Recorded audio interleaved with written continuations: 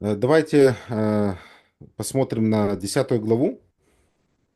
Ամ, Եկեք դիտարկենք 10-րդ գլուխը И снова мы видим, автор продолжает говорить о контрасте.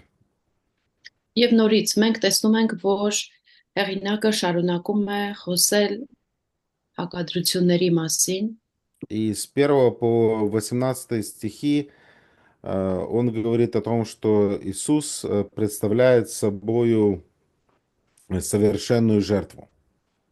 եւ 1-ից 18-րդ խոսքում նա խոսում է այն մասին, որ Հիսուսն իրենից ներկայացնում է այդ կատարյալ զոհը։ Но для ветхозаветнего иудея священство, храм, вся эта система жертвоприношения, это была их жизнь. Բայց հին ուխտի հрьяաների համար քահանայությունը, տաճարը, այդ զոհաբերության ամբողջ համակարգը դա իրենից նրանց կյանքն էր ներկայացնում։ Ну, и даже до сих пор они ну, пытаются, несмотря на то, что жертвы не приносят, но они пытаются угодить Богу, стараясь как можно скрупулезно следовать закону. Եվ նույնիսկ հիմա էլ ճիշտ է նրանք ինչ որ զոհաբերություններ չեն անում, բայց փորձում են ամենայն մանրամասնությամբ հաճեցնել Աստծուն պահելով օրենքը։ И они думают, как и другие религии, что каким-то образом то, что они делают, является определенной жертвой, и Бог это как-то оценит, примет и сделает их угодными. Նրանք մյուս կրոնների նման մտածում են, որ իրենց կատարած այդ ամեն զոհաբերությունները ինչ որ տեսակի ը, այդ այո գին են վճարում, ինչ որ դա զոհաբերություն է, որը Աստված կգնահատի, կընդունի եւ հաշվի կառնի։ И отказаться от этой идеи это ну, что-то радикальное. Եվ այդ գաղափարից հրաժարվելը նրանց համար ծայրահեղական մի բան կլինի։ В 90-х годах я ездил в Закарпатье, и там наша церковь проводила христианские лагеря. 90-ական թվականներին ես այդ Կարպատների կողմերն էի գնում եւ մեր եկեղեցին քրիստոնեական ճամբարներ էր այնտեղ անցկացնում И поэтому, ну, и там, а, а, э, там, скажем так, там гораздо больше религиозных людей, чем обычно. լագերի имеется в виду Не, среди населения. եւ այդտեղ այդ վայրում այդտեղ բնակչության մեջ մարդիկ բավականին կրոնավոր են Даже в маленьких селах есть несколько церквей. նույնիսկ փոքրիկ գյուղերում մի քանի եկեղեցիներ կան Э, В одном селе э, э, там, скажем, там, получается, среди села есть гора, и на горе две церкви. այդ գյուղի մեջտեղում մի սար կա լեր որի վրա էլ երկու հատ եկեղեցի կա մի գյուղում С одной стороны православная церковь и кладбище, մի կողմից ուղափառ եկեղեցին է եւ այնտեղ գերեզմանոցն է а с другой стороны католическое кладбище. մյուս կողմից այդ կաթոլիկների գերեզմանոցն է А под горой баптисты. իսկ լեռան ստորոտում մկրտականներն են Им не важно, чтобы быть на горе. նրանց համար այդ լեռան գագաթին լեռան վրա լինելը այդքան էլ կարևոր չի И ну, по своему, скажем так, в своем большинстве люди считают себя, если не православными, то греко-католиками.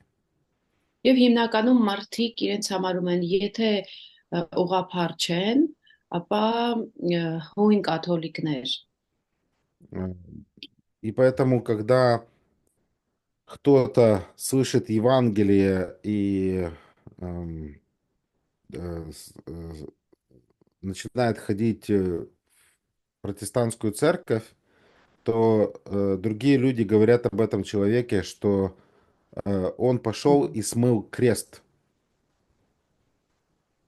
Ուստի երբ որ որևէ մեկը լսում է ավետարանը եւ սկսում գնալ բողոքական եկեղեցի, նրա մասին արդեն խոսում են, որ այս մարդը гнաց, խաչը ջնջեց, վերացրեց։ Поэтому в их глазах тот факт, что человек уверовал и пошел, принял крещение, этим самым он, по сути, перечеркнул всю свою жизнь.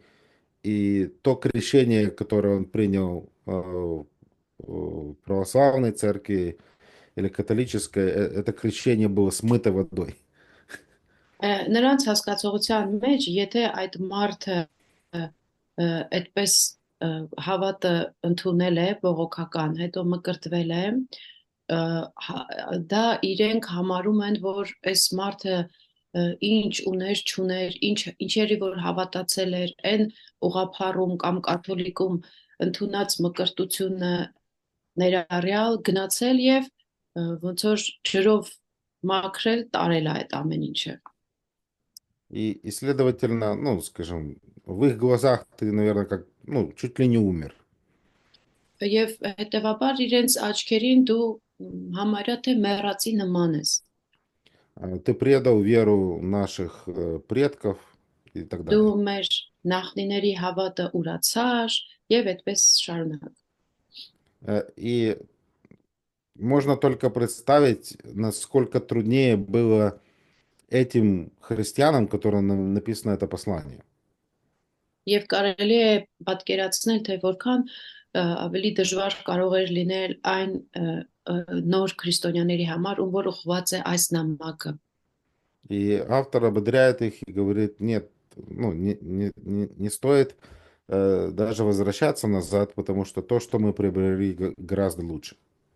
Եվ հեղինակը նրանց քաջալերում է եւ ասում է, որ պետք չէ չարժե վերադառնալ այն հին բաներին, որովհետեւ այն ինչ մենք ձեռք ենք բերել շատ ավելի լավն է։ И поэтому для апостола Павла достаточно только Иисуса Христа. Ուստի Պողոս առաքյալի համար բավարար է միայն Հիսուս Քրիստոսը։ И это то, как он проповедовал. Եվ հենց այդ էլ նա քարոզում էր։ И то же самое говорит автор послания к евреям. Նույն բանն էլ ասում է Եբրայեցիս նամակի հեղինակը։ С 1 по 18 стихи у нас есть утверждение относительно совершенной жертвы Иисуса Христа. 1-ից 18-րդ խոսքերում հաստատումներ են Հիսուս Քրիստոսի կատարած այդ զոհաբերության կատարելության մասին։ С 1 по 4 стихи мы видим существенность совершенной Божьей жертвы.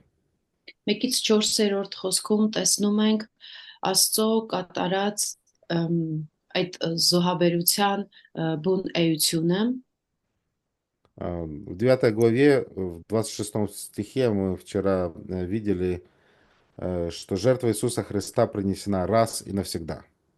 Եվ մենք երեք դիտարկեցինք 9-րդ գլխի 26-րդ խոսքում եւս որ Հիսուս Քրիստոսի կատարած զոհաբերությունը մեկ անգամ եւ ընդմիշտ է։ И это резко контрастирует со всей системой поклонения. Իսկ դա կտրուկ կերպով հակադրվում է այդ նրանց երկրպագության ամբողջ համակարգին։ Первые два стиха прочитайте. Առաջին երկու խոսքերը ընթերցենք։ Օրենքը գալիք բարիքների ստվերն ունենալով եւ ոչ թե բաների բուն կերպարանքը երբեք չէր կարող տարեց տարի շարունակ մատուցող զոհերով մատուցողներին կատարյալ դարձնել, ապա թե ոչ, նրանք չէին դադարի մատուցելուց, որովհետև պաշտողները մեկ անգամ սրբված լինելով այլևս մեղքի գիտակցություն չէին ունենա։ Поэтому мы видим неспособность этих жертв сделать совершенными приходящих. Ըստի մենք տեսնում ենք, որ այդ զոհաբերությունները անզոր էին այդտեղ եկողների օգուտ տալու համար։ Потому что если бы такой эффект и результат был, то перестали бы приносить эти жертвы. Որովհետև եթե ինչ որ արդյունք կամ ազդեցություն լիներ, կդադարեցնեին այդ զոհաբերությունները բերելը։ И снова мы видим утверждение автора относительно закона, что это только тень будущих благ. Եվ նորից տեսնում ենք, որ հեղինակը հաստատում է օրենքի մասին այն միտքը, որ դա ընդհանրապես ստվերն է գալիք բարիքների։ И само слово тень, оно может использоваться в буквальном значении как тень от дерева. Եվ հենց այդ ստվեր բառը բառացիորեն կարելի է օգտագործել, ինչպես օրինակ օգտագործում ենք ստվեր բառ ասելով ծառի ստվեր։ Но понятно, что это слово используется тут в переносном смысле. Բայց հասկանալի է, որ այստեղ բառը, ստվեր բառը օգտագործված է փոխաբերական իմաստով։ Поэтому закон, он представлял собою истины, которые были образом конечной реальности. Օրենքը իրենից ներկայացնում էր ճշմարտություններ, որոնք կարծես կերպարն էին, տիպարն էին ապագա իրականության։ Эту реальность мы находим во Христе. Իսկ այդ իրականությունը մենք գտնում ենք Քրիստոսում։ Поэтому мы видим, что также Павел в послании к Колоссянам, 2 глава, 16-17 стихи, Ըստի մենք տեսնում ենք, որ Պողոսը Կողոսացիների 2-րդ գլուխ 16-ից 17-րդ խոսքերում он увещевает верующих, чтобы они не стремились подражать и делать, скажем так, одновременно вере в Иисуса Христа, пытаясь исполнить закон. Պողոսը հորդորում է հավատացյալներին, որ իրենք չփորձեն միաժամանակ, ասենք, Հիսուսին նմանվել կամ այդ քրիստոնեական ուղղությամբ գնալ, բայց մյուս կողմից էլ փորձեն օրենքը պահել։ Прочитайте 16-17 стихи 2 Колоссянам. Ընթերցենք Կողոսացիս 2-րդ գլուխ 16-17-ը։ 2 глава, я имею в виду. Արտող ոչ ոք ձեզ չդատի ուտելու կամ խմելու համար, կամ տոնական օրվա կամ ամսամուտի կամ շաբաթը պահելու համար։ Սրանք գալիքի ստվերներն են, բայց մարմինը Քրիստոսինն է։ В этой церкви также были евреи, которые уверовали в Иисуса.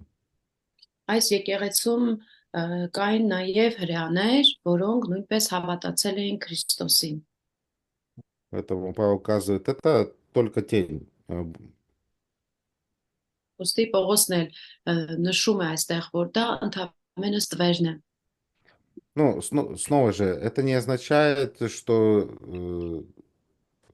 закон, он был какой-то не такой. Եվ նորից պետք չէ մտածել, թե դե օրենքը այնքան էլ այն չէր։ Закон Моисея был Божьей истиной. Մովսեսի օրենքը դա եղել է Աստծո ճշմարտությունը։ И это была Богом данная система для поклонения в Ветхом Завете. Եվ դա Աստծուց տրված համակարգ էր հին ուխտի օրերում երկրպագության համար։ Но это то, что было временно.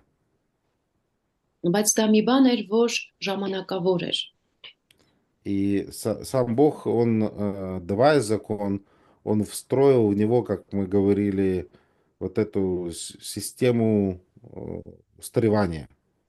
Եվ ինչպես մենք արդեն խոսեցինք, Աստված ինքը օրենքը տալով նաև այդ օրենքի մեջ դրել էր դրա հնանալու կամ ծերանալու համակարգը։ Это, скажем так, когда человек, я не знаю, там сломал ногу и перелом серьезный, Ասենք մարդը կոտրում է ոտքը եւ լուրջ կոտրվածք է ստանում, ну, врачи иногда могут временно поставить устройство, которое там будет тебе позволять более-менее ходить. բժիշկները կարող են երբեմն ինչ որ մի հարմարանք տրամադրել, որը ինչ որ չափով ժամանակավորապես քեզ կօգնի տեղաշարժվել։ Но это временно, но чтобы сделать все правильно, нужна операция. Իսկ դա ժամանակավոր է, բայց որpիսի ամեն ինչ ճիշտ արվի, այդտեղ վիրահատություն է պետք։ И это только, скажем так, временное решение проблемы. Եվ դա այսպես ասած խնդրի ժամանակավոր լուծումն է։ Поэтому мы уже видели 8 глава, 5 стих. Автор уже говорил, что это копия тень небесного. Մենք արդեն տեսանք 8-րդ գլխի 5-րդ խոսքում, որ հեղինակն ասում է դա երկնայինի օրինակն է, նրա պատճենը։ Также 9 глава, 8, 9, 10 стихи. Եվ նույն ձևով 9-րդ գլխի 8-ից 10-րդ խոսքերում։ Говорится там о скинии. Այնտեղ խոսվում է խորանի մասին։ Ну, все это было дано до времени исправления. Ասում էր, որ այդ ամենը տրված էր մինչև որ այն ժամանակը կգար եւ երբ ամենը պիտի ուղղվեր։ И в 23 стихе речь идет об образах небесного. Եվ 23-րդ խոսքում հարցը երկնային կերպարների մասին է։ Поэтому эта система являлась вот этой копией того, что на небе. Ուստի այդ համակարգը իրենից ներկայացնում էր կրկնօրինակը այն բանի, ինչ որ երկնքում է։ И 24 стих, 9:24 показывает, что есть нерукотворенное святилище. Եվ 9-ը 24-й, да? Нет, 9 глава, 24 стих указывает на то, Իսկ что... 9-24-ը ցույց է տալիս, որ դա անձեռակերտ խորան է։ Поэтому все вот эти жертвы из года в год, они являются указанием на... являются одной тенью, которая указывает на что-то одно. Ուստի այդ զոհաբերությունները, որ տարեց տարի արվում էին, դրանք իրականում մատնանշում էին մեկ այլ իրականություն։ 10 глава, 1 стих говорит о том, что не самый образ вещей.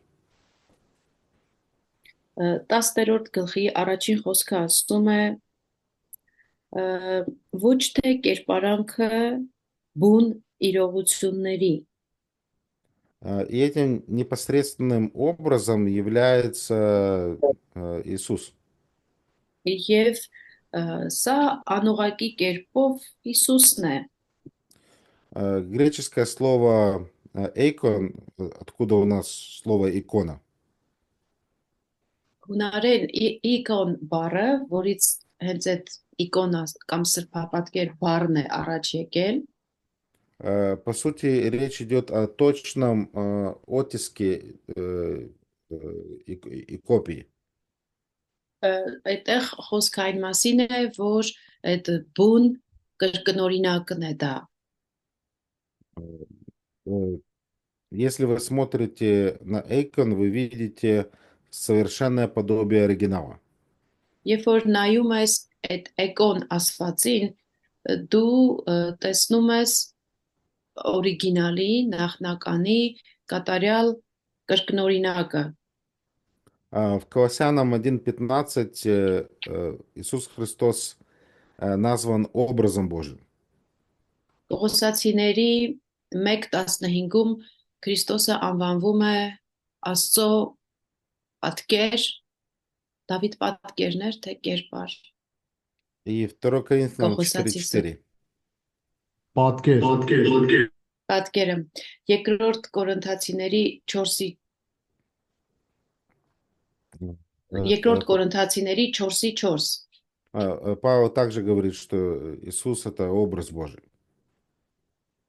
Եվ Պողոսը այստեղ էլ ասում է, որ Հիսուսը Աստծո պատկերն է։ И ту же самую идею, только другими греческими терминами, автор говорит о Христе в Евреям 1:3. Այդ նույնը հունարեն բառերով կերպարին հոմանիշ նույն բառերով հեղինակը խոսում է Եբրայեցիս 1:3-ում։ Он сияние славы и образ ипостаси его. Նա նրա փառքի արտացոլանքն է։ Поэтому Иисус, он является Богом в человеческой плоти. Հիսուսը հանդիսանում է Աստված մարդկային մարմնում։ Поэтому закон, он был тенью, которая была темной и размытой. Ոստի օրենքը իրենից ներկայացնում էր ստվերը, իսկ ստվերը ավելի մուգ է, ավելի մուգ պատկեր ունի եւ մի քիչ էլ այսպես լղոզված է լինում։ Несколько лет назад я постепенно начал терять зрение. Մի քանի տարի առաջ ես կամած նկատեցի, որ տեսողությունս թուլանում է։ Я так понял, такое случается, когда тебе за 40. Ես հասկացա, որ երբ որ 40-ը անցնում ես, այդպիսի բան հետդ կարող է պատահել։ И я знал, что, ну, наверное, ну как, что-то происходит, но я, скажем так, не, я не думал, что все так плохо. Ես հասկանում եմ, որ ինչ որ մի բան տեղի է ունենում, բայց չի կարծում, որ ամեն ինչ այդքան վատ է։ Ну да, мне стало трудно читать мелкий текст. Այո, ինձ համար դժվար էր արդեն մանր տառերով տեքստեր կարդալը, Но я стал использовать планшет, там сделал больше буквы и все нормально. սկսեցի այդ իմ պլանշետը օգտագործել, այդտեղ տառերի չափը մեծացնում էի եւ ամեն ինչ նորմալ էր։ Но я люблю фотографировать, и когда я редактировал фотографии, моя жена мне говорила, это очень ну, резкое, ну, ты делаешь контраст сильно большой. Եվ ասում է, ես սիրում եմ լուսանկարել ու երբ որ այդ նկարները ես փորձում էի խմբագրել, ասում է կինս ասում էր, այս հակադրությունը շատ կտրուկ ես անում։ И я сначала не понимал, что происходит, но потом, когда я в конце концов одел очки, Ես սկզբում չէի հասկանում ինչ է կատարվում, բայց ի վերջո երբ ակնոց դրեցի, я увидел и понял, что редактируя фотографии, я подстраивал фотографию под мои глаза. Ես հասկացա, որ երբ որ ես այդ խմբագրումը արել էի նկարների, ես դա ըստ իմ ունեցած տեսողության էի հարմարեցրել։ И поэтому, так как для меня все расплывчато перед глазами, мне нужно больше контраста, мне нужно больше все увеличивать. Ու քանի որ տեսողությունս արդեն համեմատաբար աղոտ էր դարձել, ես ավելի շատ էի այդ հակադրության գործիքները օգտագործում, որ իմ ուզածը ստանամ։ Поэтому, когда я делал очки, это как, знаете, туман ушел куда-то. Երբ որ ակնոցը դրեցի, մի տեսակ կարծես այդ մշուշը ինչ որ տեղ հեռացավ, վերացավ։ И подобно между Ветхим и Новым Заветом. Այդպիսի մի բան կա հին ուխտի եւ նոր ուխտի մեջ։ Да, они видели, но это было не совсем четко. Իրենք տեսնում էին, բայց իրենց տեսածը այդքան էլ ճշգրիտ ու հստակ չէր։ Стих 2. Если бы ветхозаветные жертвы могли снять грехи, то почему они продолжали их совершать?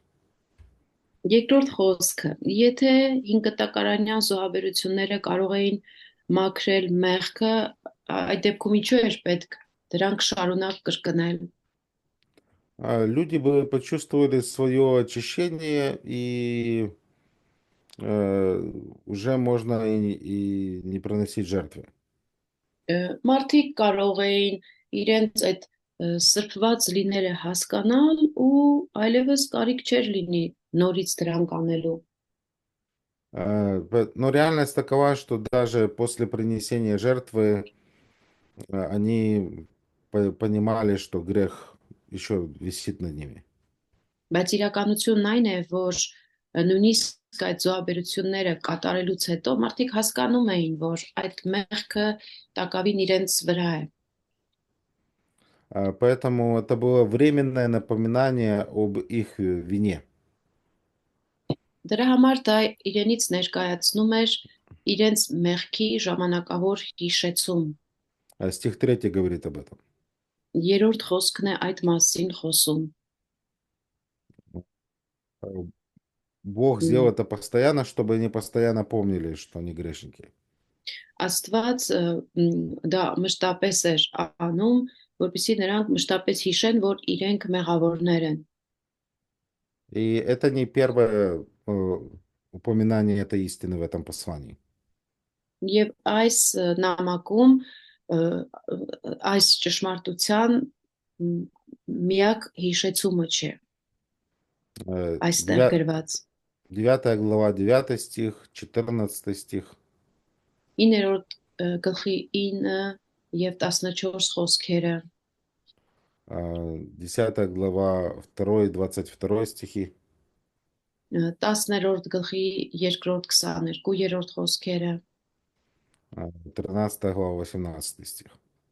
13-ի 13-րդ գլխի 18-րդ խոսքը Но окончательный Божий план, мы знаем, что он включает в себя полное удаление всех следов греха. Սակայն Աստծո վերջնական ծրագիրը այն է, որ մենք գիտենք արդեն, որ վերջնականապես ամեն մեղքի հետքն էլ նա վերացնում է։ И почему евреи, приносящие жертвы, не чувствовали, что все, с грехами вопрос решен? Стих 4. Ինչու հրեաները մեղքերը այդ ներողություն զոհաբերությունները անելուց հետո չէին զգում, որ մեղքի հարցը լուծված է։ Դա նայենք 4-րդ խոսքում Значит, невозможно, чтобы кровь тельцов и козлов уничтожала грехи. որովհետև անկարելի է, որ նոխածների եւ ցուլերի արյունը մեղքերը վերացնի։ Уничтожить это, ну, как полностью удалить. Այդ վերացնել ասվածը ամբողջությամբ հեռացնելն է։ Это слово, ну, удалить используется в Евангелии от Луки в контексте, когда Петр отрезал ухо рабу первосвященника.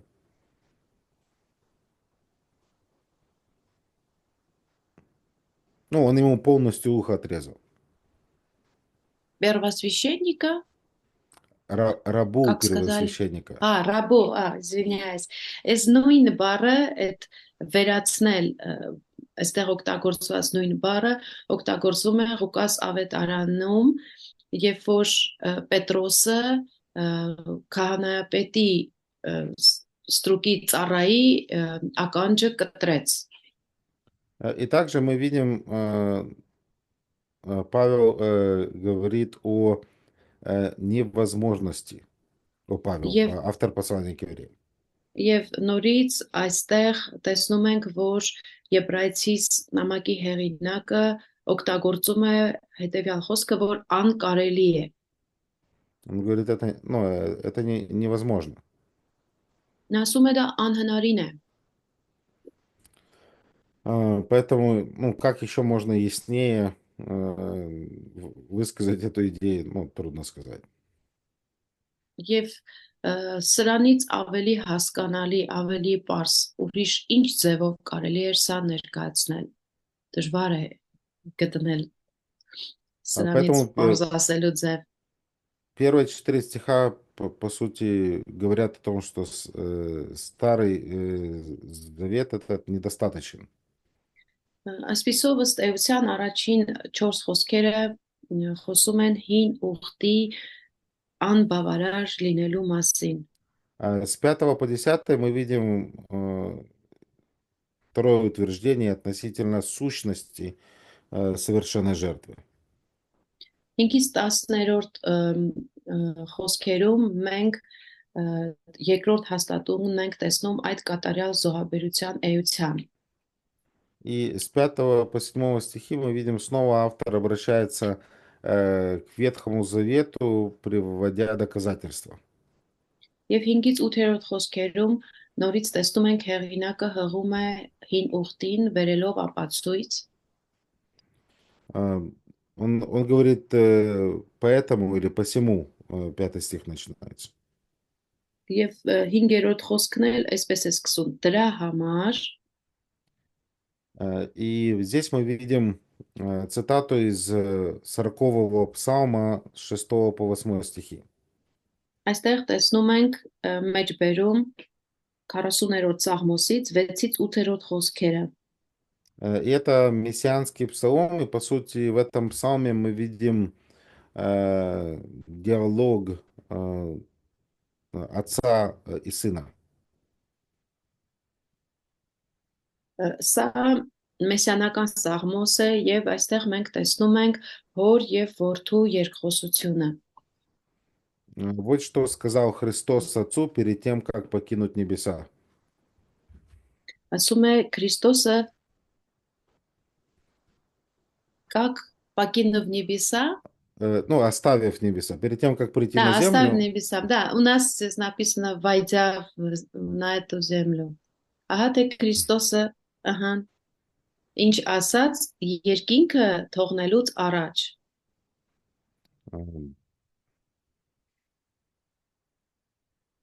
Почитать? Да, прочитайте, пожалуйста. Կարդանք, հա, Հովնան ջան։ Դրա համար էլ նա աշխարհ մտնելիս ասում է.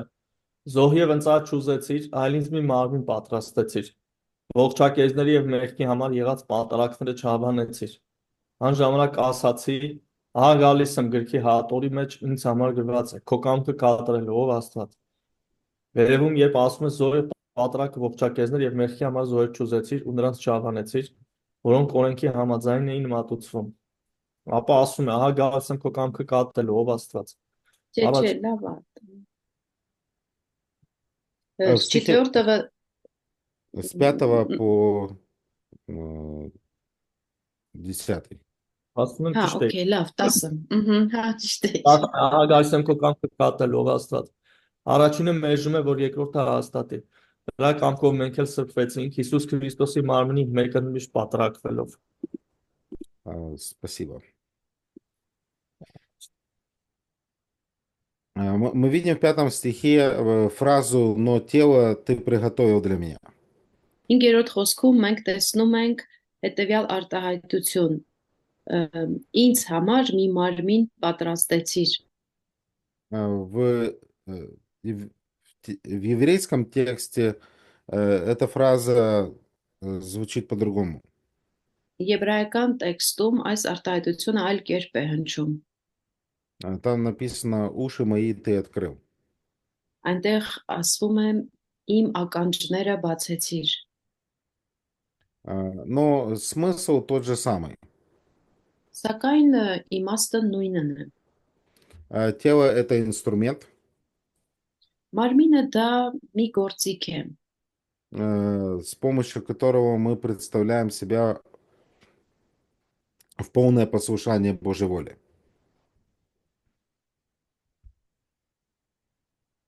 որի միջոցով մենք մեզ ներկայացնում ենք Աստծո կամքի կատարյալ հնազանդությանը։ А уши — это орган, с помощью которого мы прислушиваемся к воле Божьей. Իսկ ականջները այն օրգանն է, որի միջոցով մենք լսում ենք Աստծո կամքի մասին։ Поэтому, ну, сама сущность и смысл не меняется. Եվ հենց բուն իմաստը, բուն միտքը չի փոխվում։ Поэтому сама природа этой жертвы Христа, она является совершенной. Ուստի Հիսուս Քրիստոսի այդ զոհաբերության բուն էությունը կատարելությունն է։ Только эта жертва может соответствовать Божьему совершенному праведному стандарту святости. Միայն այդ զոհաբերությունը կարող է բավարարել Աստծո կամքի սրբության վերաբերյալ Աստծո կամքի արդարությանը։ В 6 стихе мы видим, автор снова повторяет ту же истину, что только что сказал. Եվ 6-րդ խոսքում քիչ առաջ ասած միտքը կրկնում է, Все сожжения и жертвы за грех не угодны тебе. ողջակեզները եւ մեղքի համար զոհերը քեզ հաճելի չեղան։ Слово «все сожжения» что означает? Ողջակեզ բառը ինչ է նշանակում։ Ողջակեզ, ողջ իզել, հա։ Այսինքն երկու բառերից է, հա, երևի բաղկացած է, բաղադրյալ բառը, էլի։ Ողջ, Это ողջությամբ եւ իզել, վառել, այրել։ Это слово состоит из это сложное слово, состоящееся из двух корней, и получается, что целиком сжечь. Правильно? Да. Правильно. Да, я не пытался поймать вас на какие-то такой замысловатый вопрос. Չէի փորձում ինչ-որ sense հետին մտքով հարց տալ։ Греческое слово, которое означает всесожжение, оно звучит как холокалтома. Հունարեն բառը ողջակեզի համար հոլոկանտոմա բառն է։ От этого слова есть, я думаю, в вашем языке также слово «холокост». Այդ բառից է կարծում եմ նաև ձեր լեզվում էլ կա այդ հոլոկոստ բառը։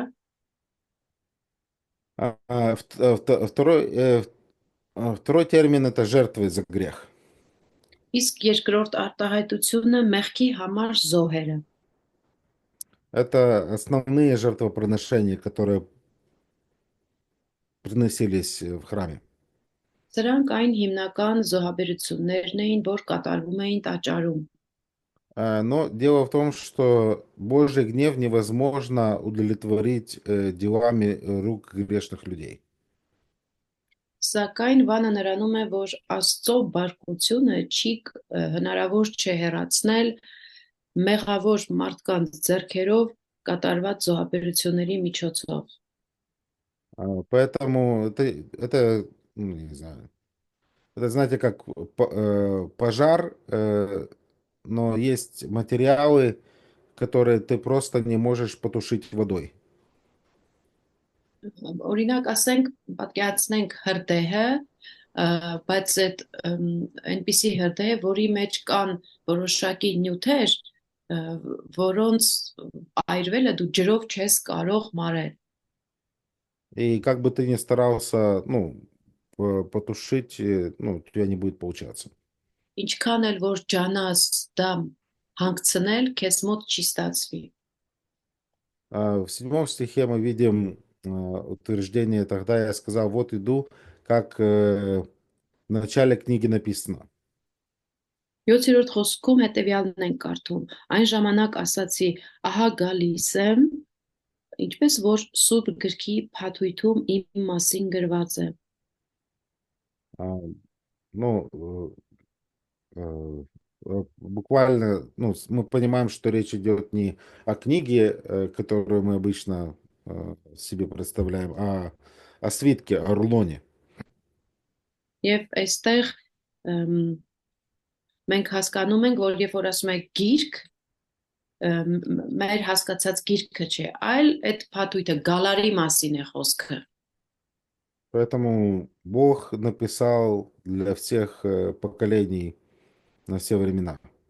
Ուստի Աստված գրել է բոլոր ժամանակների, բոլոր սերունդների համար։ И то, что там написано, я пришел исполнить волю Твою, Божию.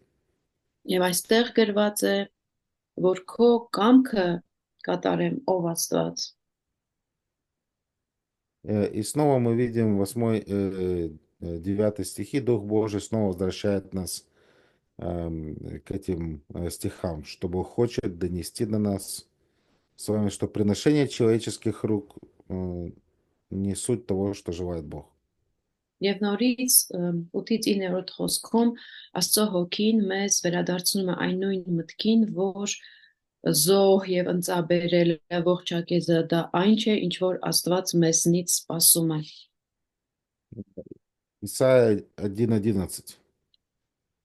Եսայա 1:11 Прочитайте. ընթերցենք.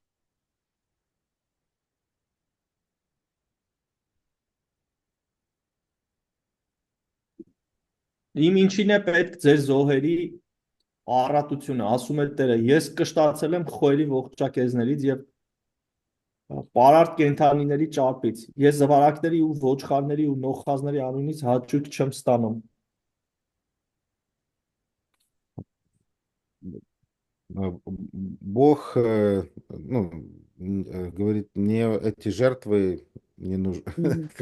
Աստված Не ասում է, нужны. որ այդ զոհերը ինձ պետք չեն։ Это не то, что первое желает он видеть от Божьего народа. Դա այն չէ, որ Աստված ուզում է տեսնել, որ Աստծո ժողովուրդը անում է։ Он ждет от них покаяния, но не противится Богу. Նա մարդկանցից սպասում է ապաշխարություն եւ որ նրանք չհակառակվեն Աստծուն։ Поэтому снова проблема не в самом законе, проблема в грехе и человеческом непослушании. Ոստի նորից ասենք, որ խնդիրը օրենքի մեջ չէ, այլ մարդկանց մեղքի եւ անհնազանդության։ А какие функции выполнял закон в Ветхом Завете? Это вопрос. Հին ուխտում օրենքը ինչ ձեզ հարց, հին ուխտում օրենքը ինչ գործառույթներ էր կատարում։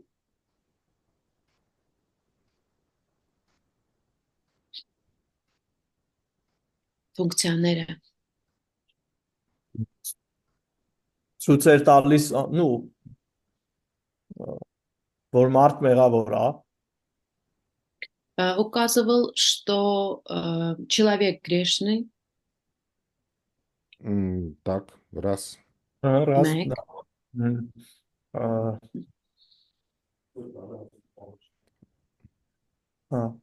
Աստծո պահանջներն էր ցույց տալիս։ и указывал на требование, что Бог придвигал для них, М, а, требования Божьи. Требования Божьи. Ահա։ Мгм. Հիսուսին էր Д- ցույց տալիս։ Ну, это, ну, как, хорошо. да. Указывал на Христа, Вот, тут согласен. Хамадзайна. Это второй или третий?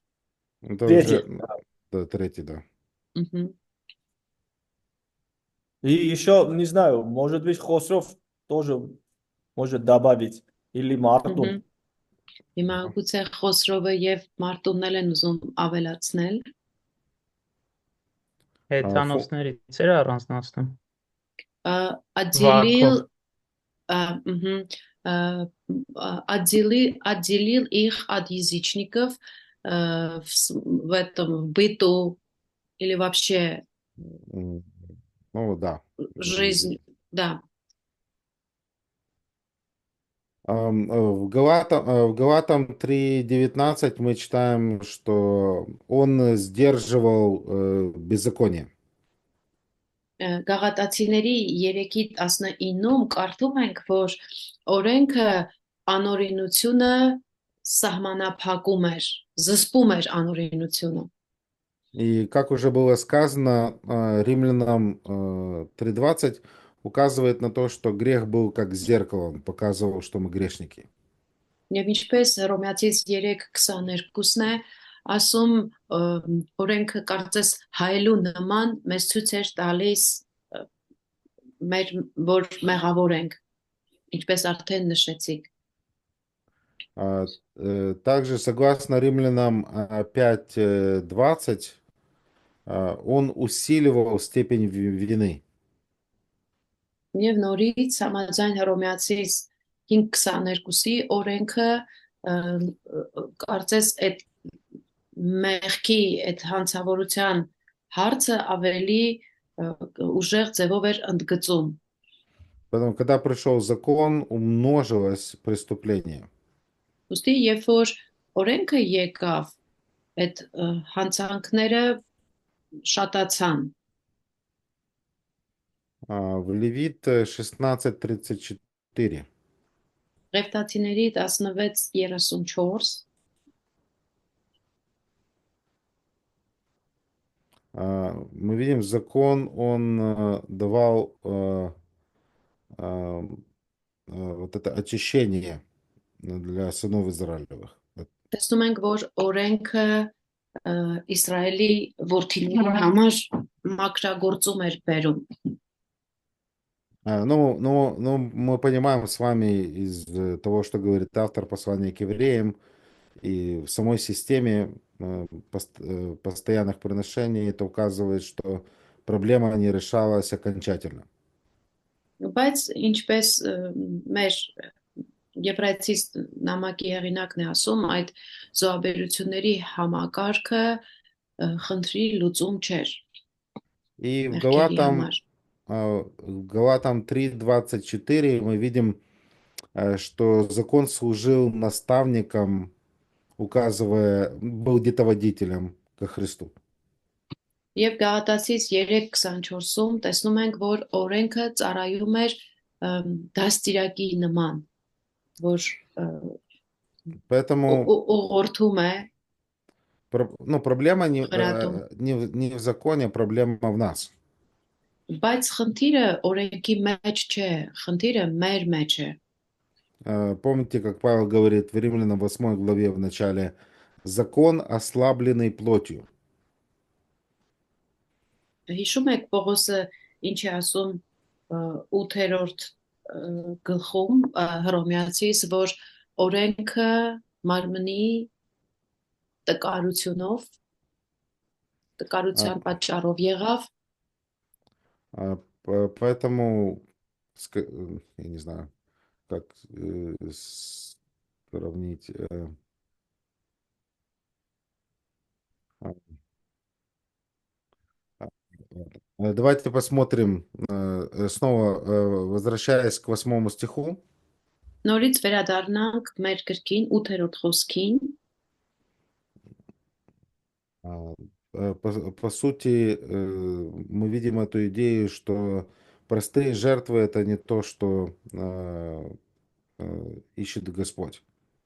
եւ նորից այստեղ մենք տեսնում ենք, որ այդ սովորական զոհաբերությունները չի, որ Աստված կամենում է։ А, Написано, ты не восхотел эти жертвы.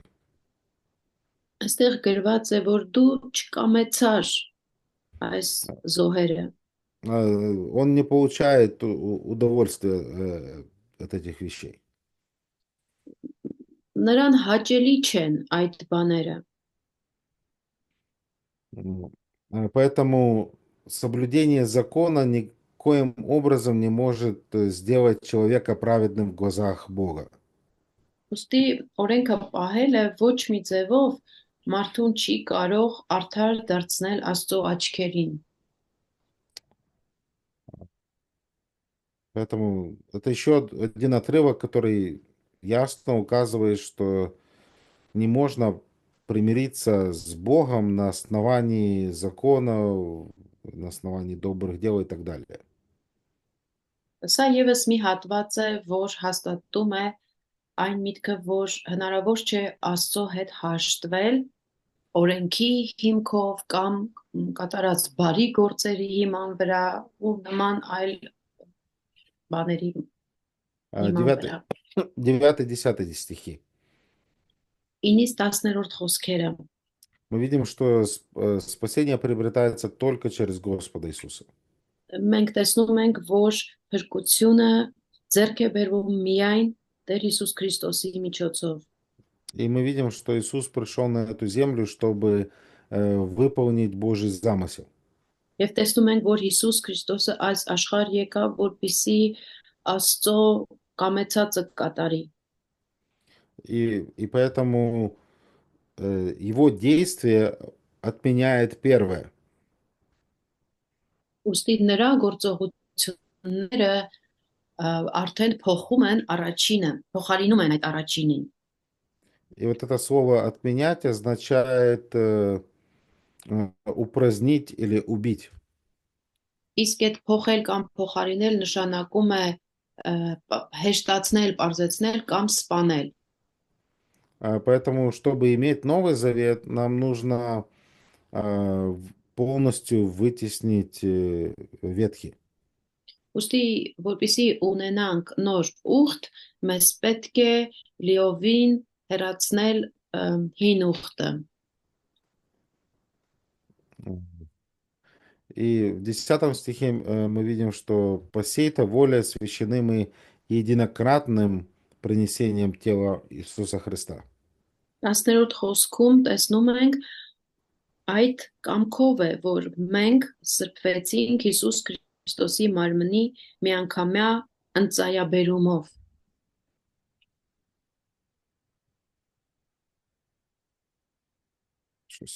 Что-то летает над головами. Так. Все религии, мы видим, этого мира пытаются люди приложить усилия, чтобы сделать себя праведными. Մենք տեսնում ենք, որ այս աշխարհի բոլոր կրոններում մարդիկ փորձում են իրենց ջանքերը ներդնել, որպեսզի արդար դառնան։ Но только Иисус, Он может сделать нас святыми. Բայց միայն Հիսուսն է, որ մեզ կարող է սուրբ դարձնել։ И дальше, с 11 по 18 стихи, мы с вами видим последствия совершенной жертвы. Եվ հետո 11-ից 18-րդ խոսքերում մենք տեսնում ենք իրականացված զոհաբերության հետևանքները։ Поэтому какие последствия, результаты совершенного труда Иисуса Христа? Այսպիսով որոնք են հետևանքները կամ Հիսուս Քրիստոսի կատարած գործի արդյունքները։ Что у нас со временем? Ժամանակի հարցում մենք որտեղ ենք։ 10 րոպե ունենք, բայց եթե դասախոսը մտածում որ հարմար տեղ է, կարող կանենք։ У нас еще есть 10 минут, но если вы думаете, что хорошее место Да, я думаю, остановиться. лучше сделать сейчас перерыв, и потом. Ավելի լավ է ասում հիմա ընդմիջում անենք։ Քանի րոպե է։ Хорошо, 20. Ну, хорошо, делаем 20 минут. Пейте кофе, 20 րոպե ընդմիջում։ просыпайтесь. Զարթնեք։